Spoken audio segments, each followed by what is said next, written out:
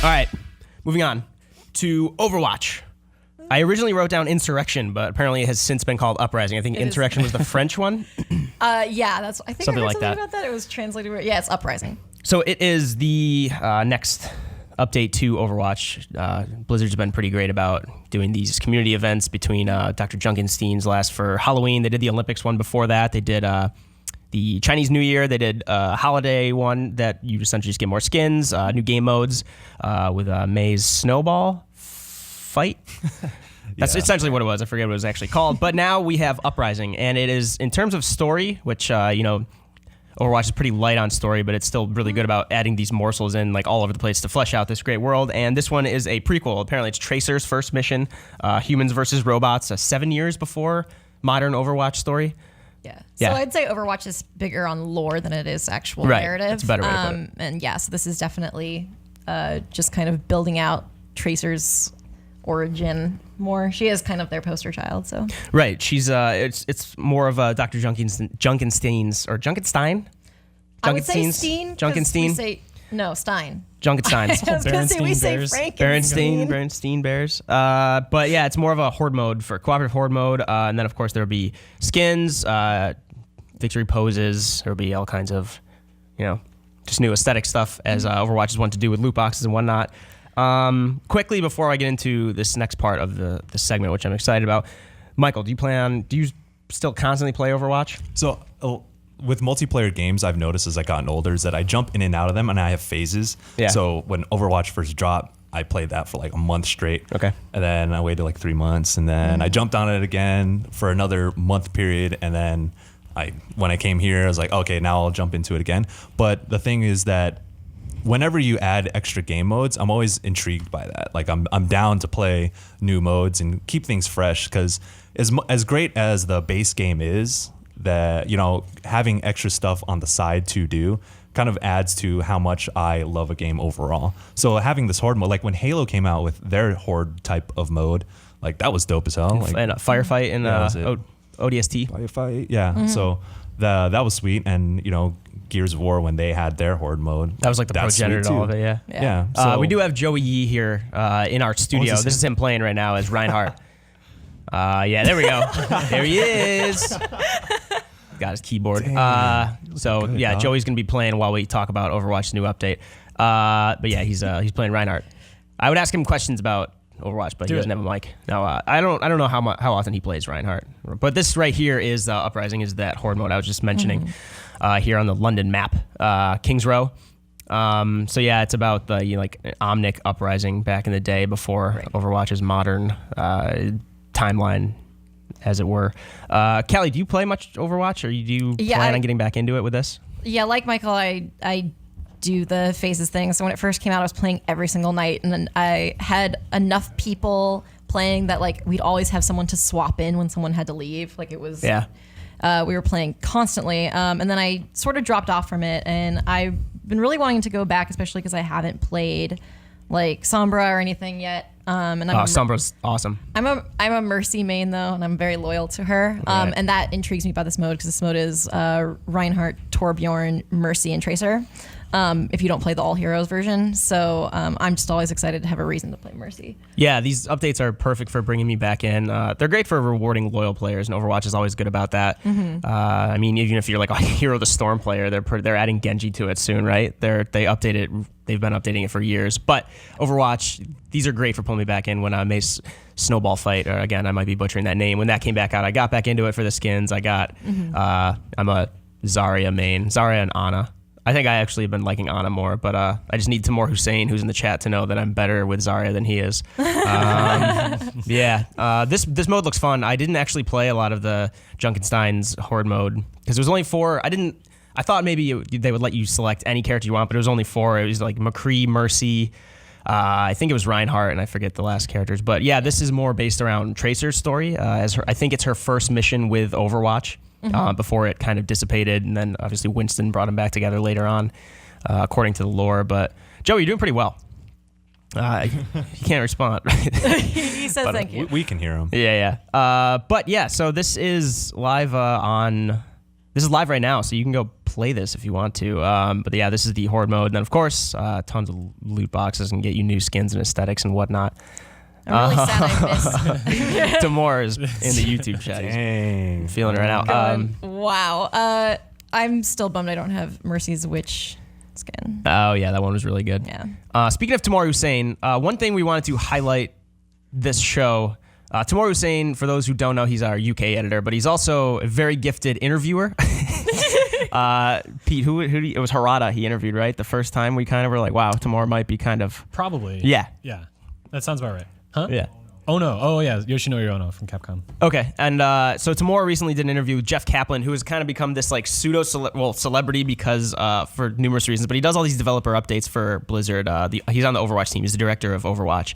And he's just this really like affable, personable guy if you don't know who he is. But also there's, of course, this like YouTube channel that essentially just takes the developer updates and cuts up the words and makes new mashups. So he's kind of become this weird kind of halfway celebrity, halfway meme, I guess, on YouTube. But so Tamoor sat down to interview him in the UK last week, a couple weeks ago. Yeah. And so we wanted to kind of highlight a few different parts of this interview, which I like to compare to two people walking hand in hand into the oblivion. Just into the void. Yes, together into outer space to die together. So we have screenshots of the interview I wanted to highlight, and then I actually have a gift for Tamoor at the end. But yeah, Jean-Luc, can you pull up part of this? I'm going to kind of narrate this interview and kind of walk you through how crazy it was. All right, so the bold section is Tamoor asking questions, and I wanted to show you what kind of shampoo do you use because your hair always looks great in the developer updates. Jeff Kaplan, oh, awesome. I don't even know the name of it. It's whatever my wife puts in the shower. I'm so terrible. Follow-up question. And follow-up question I added just to show you how quickly it went back to being professional.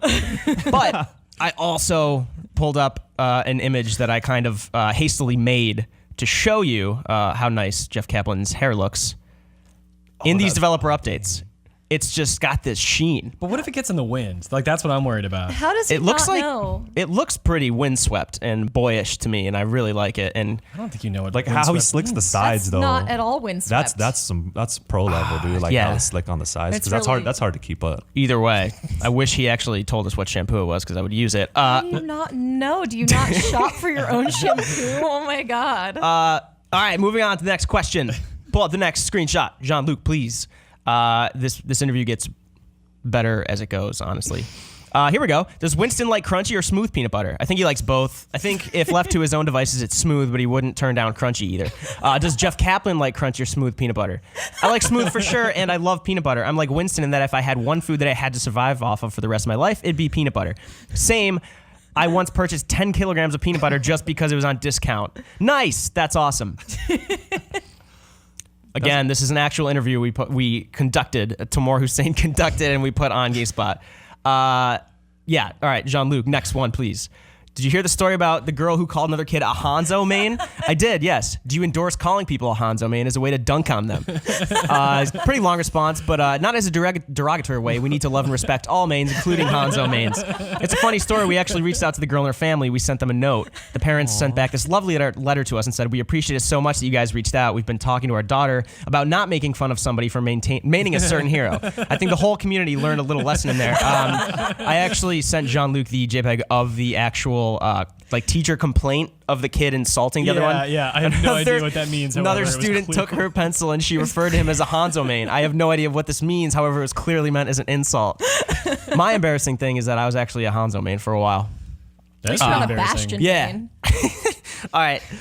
Next question, Jean-Luc, please. All right. This is fantastic. 2 to the 1, from the 1 to the 3. Oh, what's up? This is Jeff from the Overwatch team. The rest I had there. So I actually sent Jean-Luc the YouTube link. If you haven't seen this, it's got, I forget how many views, but this is what sparked it. Dino Flask is the YouTube channel. So it's like about a minute and a half. I actually thought it'd be worth it to play it in its entirety because it is fantastic and it highlights exactly why he has become a meme. Just so we can sit back and enjoy this and watch this right now. Have you seen this? No. I haven't It's seen really this. good. Where at though? Where we at? Jean-Luc. It's us again. Jean-Luc. All right, it's gonna be a sec. He's finding it. Do you remember it? Can you do something? Crunchy. Yeah, Peanut well, butter? Tamoor just goes 2 to the 1, from the 1 to the 3. It's really good. Here we go. It's funnier with audio. I can imagine. There's no audio. audio. Okay, well, we don't need to watch it. Just go to Dino Flask's YouTube channel.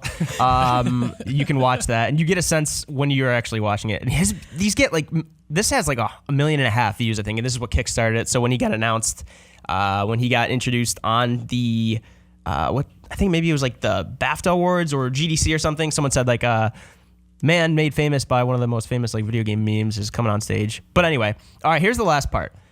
This is where it got pretty weird, and it highlights Tamoor's kind of household, and I want to kind of paint this in a way. So next screenshot, Jean-Luc, please.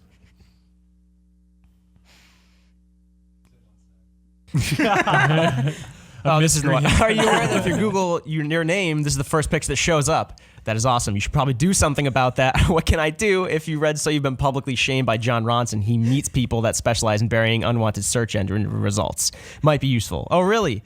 Though, to be honest, I think it's a pretty good picture. Yeah, we could pull that down, but yeah, I was just corroborating Tamoor's thing, and that is true. That is the first photo that shows up. People enjoy screenshotting Jeff Kaplan when he is in compromising photos on developer updates. All right, Jean-Luc, pull up this next one, the one that gets really weird. This is the one I had mentioned I thought was up next. But here we go. This is Tamoor talking about his cat. All right, so he asked he said there was a rumor about this cat hero that they ditched. And so Jeff Kaplan said, we had done a lot of concepting. We had one hero who was just a hockey player, literally a hockey player. We later made Lucio skin for a hockey player, but he was just a hockey player hero. Then there's this one hero, there's a huge internal debate on the team because we just loved it so much, but it didn't make. It was this jetpack, and it had this cat that laid in it like a cat does. Then every once in a while, it would paw at the controls. It was a cat in a jetpack. That was one of those moments that helped define Overwatch. We just went, yeah, that's probably too far. But yes, we had a cat hero. And Tamoor, being of sound mind, said, that sounds incredible and you should bring it back. And then I'm going to go, I have 2 cats named Kiki, and I want to really try to explain this as best as I can. He doesn't have 2 separate cats, each named Kiki. You will just be in Tamoor's apartment, look over and see those 2 cats, and you'll call it it. Collectively. Collectively, the pair of cats is Kiki because they don't leave each other's side. They are collectively named Kiki. Yeah. So I was reading that, and it was funny, but I was really disappointed that they didn't include that cat hero. So, as a gift to Tamoor and Jeff Kaplan, I reached out to Dan Auer on our design team. He's a designer here, and we made Kiki. We made the cat hero. Oh my god! Kiki so with a jetpack. cute. That is the collective pair of cats named Kiki with a jetpack. It just got a sick play of the game. I like to think of it as an offensive character. And yeah, that was my gift to Tamoor and Jeff Kaplan. Do with it what you will, Blizzard, if you want to. That is Dan Auer again. Anyway. I'm so happy. Yeah, that was my redemption for them not actually making the cat hero. So anyway, yeah, if you want to read that whole interview, it is on GameSpot.com. It is even weirder if you read the whole thing. So go do that and go play Overwatch. All right. Thank you, Jean-Luc. Tamoor Hussain is in our YouTube chat, and oh my god! All right, sweet. So let us know if you're going to be going back to Overwatch's Uprising update and what you think of that cat hero, and sign a petition or something to make it real.